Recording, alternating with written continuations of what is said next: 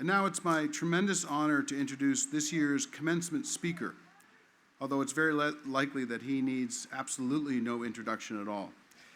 Mr. Edilberto Eddie Ramos.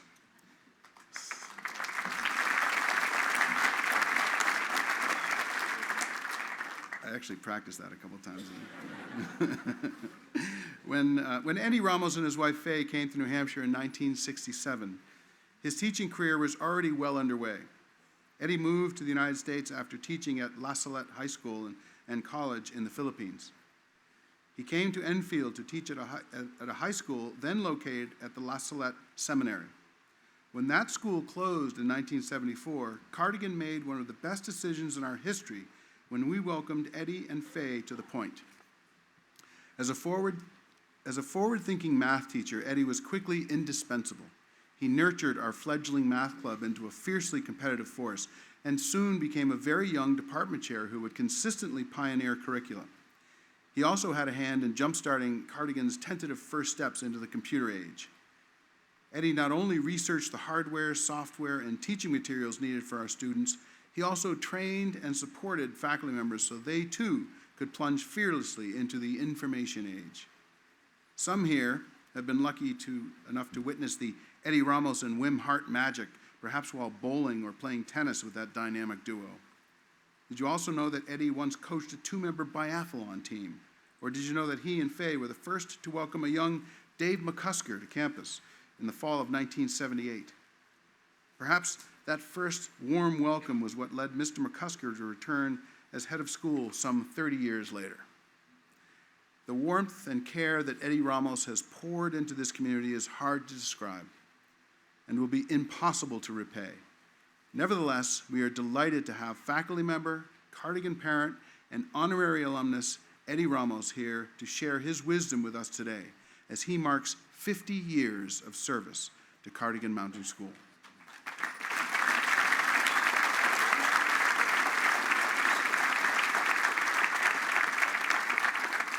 Ladies and gentlemen, and soon-to-be graduates, I am honored to introduce an ordinary, extraordinary person, Eddie Ramos.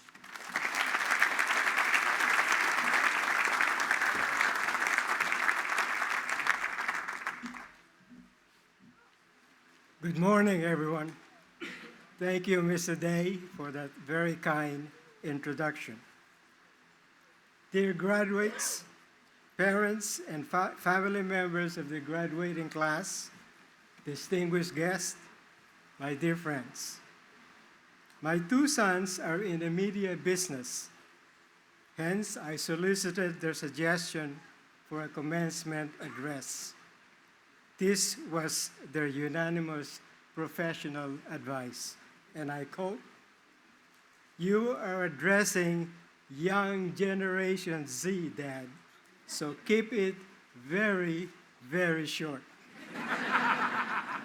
I tried, gentlemen, but I have yet to figure out how to use emojis and textisms in my remarks. So, gentlemen, let me be straightforward. I am giving you your very last homework assignment at Cardigan, which is to reflect on the wisdom of my favorite Arabian proverb, which states, 4 things never return: the spoken word, the spent arrow, the past life, and the neglected opportunity. The theme of my address this morning is the journey taken by many of us that converges at the Cardigan Point. Bear with me as I share tidbits of my own journey, as well as the amazing journey of your predecessors. I shall attempt to weave the components of your homework assignment in the process. More than 50 years ago, I was sent to Enfield, New Hampshire by a religious congregation, the Missionaries of Our Lady of La Salette, to teach math at their prep school. When the seminary closed its doors in 1974, I had two job offers.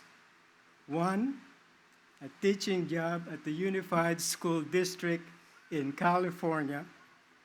The other, at a small junior boarding school nestled in Canaan, New Hampshire.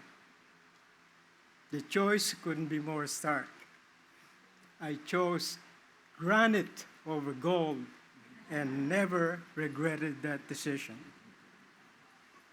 The welcome my wife and I received from the Wakeleys, the Collinses, the Pecks, the Marions, Mr. Hal Finkbeiner, and other members of the community was tremendously encouraging. Their generosity and kindness transcended words. The support I received from succeeding administrations has bolstered my resolve to dedicate my career at Cardigan. The pristine location of Cardigan lived up to New Hampshire's slogan at the time of my arrival at the point. Mounted on vehicle registration, it was simple and elegant. It read, "Scenic New Hampshire." Norman Wakely, the head of school, emphasized his point of view whenever we crossed paths with his ever-famous expression, "It's a beautiful day in New Hampshire." I concurred with him, except, of course, in January or February, as Davis suggested this morning, when the fierce wind came hauling down from Canada, dropping the temperature to an unimaginable 30 degrees below zero. As I trudged from Greenwood House across the football field to the gym and the hockey rink to do my nightly ancillary duty, which was to turn the lights off on the main buildings on campus to help reduce Cardigan's electric bills. It was during those exhausting walks that I conjured images of coconut trees, the warm sea, wide expanse of rice fields, and the tropical islands I left behind, wondering out loud, what am I doing in a place like this? Soon after, New Hampshire, with its Yankee eccentricities, replaced the slogan with "Live free or die." I endorsed the slogan strongly. Cardigan has survived through some lean years, but also thrived during its prosperity.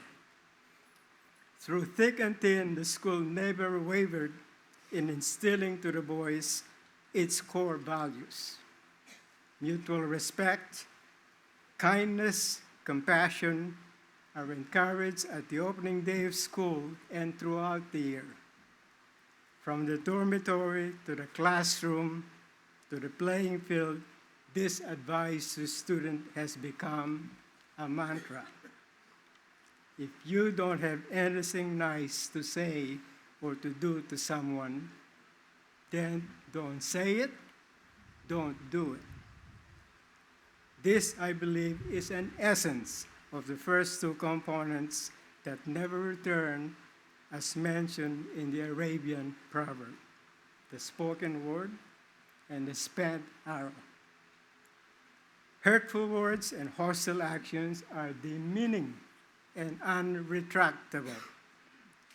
Instead of apologizing after directing a harsh word or cruel deed to someone, why not interact the Cardigan way? Respect the other fella, as Coach Marion in his folksy way would have advised. The third component of the Arabian proverb pertains to our previous lives. My dear graduates, like your predecessors, you have experienced a transformation from the insecurities of a fledgling teenager to the more confident young gentleman that you have become. Continue to reinforce the norms of good manners and decency, demonstrating to all that chivalry is not dead. You have acquired and will continue to develop skills to make responsible choices. Concurrently, you have experienced and will continue to learn the inevitable consequences of poor judgment. Be diligent with the choices that you make, for the world ahead of you is fraught with conflicting ideologies. For instance, there is a war in Europe predisposed by power and greed over the sovereignty of a peace-loving nation. There's also a conflict in the Middle East, initiated by hideous acts of terrorism and a retaliatory aftermath that has caused the suffering of children and the innocent. Excuse me. And here at home, the media are permeated with tribalism, which has become even more divisive. And I will spare you the details of the sorry state of our body politics, which has worldwide implications. Gentlemen, you are never too young to elevate your aspirations. Greta Thunberg was 15 years old when she became an environmental activist in Sweden.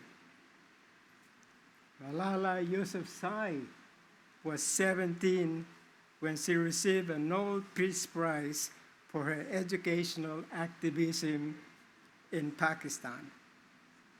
So elevate your aspiration to become responsible and transparent global citizens. Aspire to become faithful and proactive stewards of planet Earth.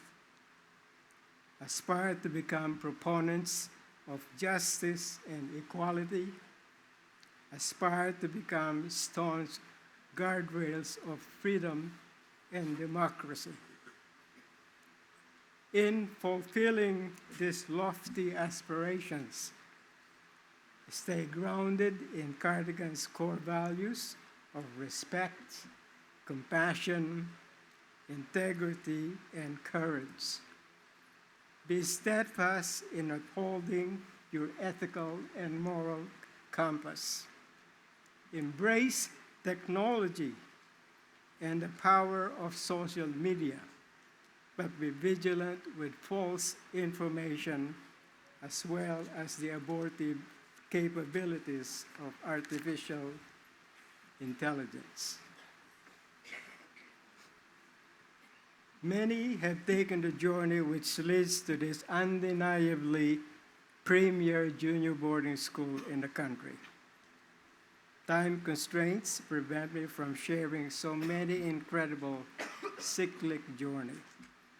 Some return to the point as teachers, dorm parents, coaches, staff members, others as members of the Board of Trustees, and one even returned as the head of school. My dear graduates, you have your own journey to share. Share them so others may be inspired by your amazing experiences at the point. In 2003, Judge Judy, a television personality, delivered the commencement address to Cardigan's graduating class. I could still picture her in an all-red power outfit, delivering a message that still resonates with me to this day. I invoke her powerful advice. You only have one chance at a first impression. Gentlemen, you have acquired a vast arsenal of higher order intellectual tools and reliable interpersonal skills to take with you at the next level of your educational pursuit and beyond. Never hesitate to make that first impression counts. Make it count with your scholarly achievements. Make it count with your musical and theatrical talents. Make it count with your penchant for the arts. Make it count with your sincere and enthusiastic participation at chapel services. Make it count with your multilingual abilities. Make it count with your genuine effort to volunteer and to do community service. Make it count with your innovative ideas. Make it count with your innate ability to do hands-on projects. Make it count with your athletic skills and achievements. Make it count with your superb leadership qualities. Make it count with your fortitude and courage under challenging circumstances. And above all, make it count with the enduring bond of friendship which you forged with your Cardigan brothers. The last component of the Arabic proverb pertains to neglected opportunity. When an opportunity comes your way, grab it by the tail and hang on to it tightly. It may turn around to bite you, but at least you tried. Success is not measured alone by the attainment of a goal, but also measured by one's courage and determination in pursuit of that goal. Many immigrants come to this country to pursue the American dream. My journey to America was unexpected. Due to mitigating circumstances, I was drafted as a last-minute replacement. I could have refused the offer, yet I embraced the opportunity of my life, blindly as it seemed at age 22, but ever so grateful and proud to call this great country my new home. Gentlemen of the graduating class, before your departure from campus, you have one important task to do: to show your appreciation for the opportunity and privilege of attending Cardigan Mountain School. A badge of honor you will always carry with you. A group of gentlemen, a group of Korean alumni from the class of 2008 visited the campus recently. All 6 gentlemen have impeccable resumes and impressive careers. Yet they return to the point 16 years later to reminisce fondly their golden days of gladness and youthful exuberance. The group presented us their former teachers with exquisite coffee mugs with this inscription: "The influence of a teacher can never be erased." What a heartfelt tribute and intangible benefit in our profession. Gentlemen, I leave you with a quotation from a very humble, wise man, Mohandas Gandhi. He said, "Our beliefs become our thoughts become our words become our actions become our habits become our virtues, and our virtues become our destiny. My dear graduates, your journey, your incremental destinies converge at the point, guided by the beliefs ingrained in you by your parents and members of your family, sustained and enhanced by the Cardigan community. It is only fitting then that you take time to express your gratitude in thoughts, words, and deeds to those whose influences molded your mind and built your character.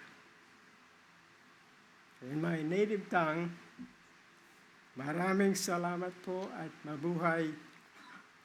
Thank you and long may you live.